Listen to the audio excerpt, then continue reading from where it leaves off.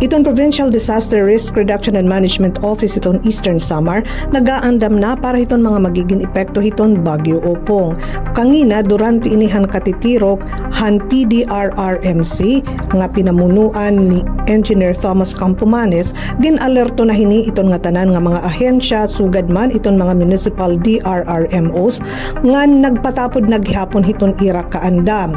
Iton iba-iba nga mga local government units in nag-aandam naghihapon para hini.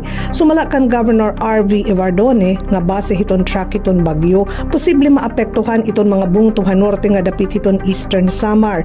Mayad paliwat hini mga barangays nga aada haligid hiton mga salog nga maninilikaduhin baha kun magin makusog iton uran. Pero siring niya, andam na iton mga ekipahis nga kikinahanglanon sugad man may ada na mga preposition goods para hiton mga maaapektuhan.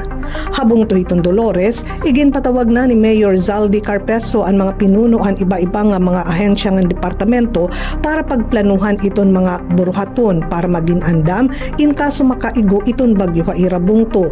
Nakaposisyon na gihapon in mga relief packs.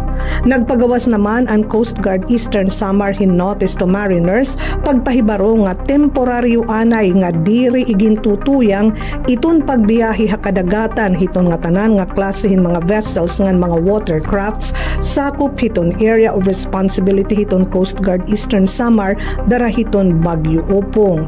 Mayada nagyapon kangina mga eskwela nagsuspenderhan klasehan kindergarten.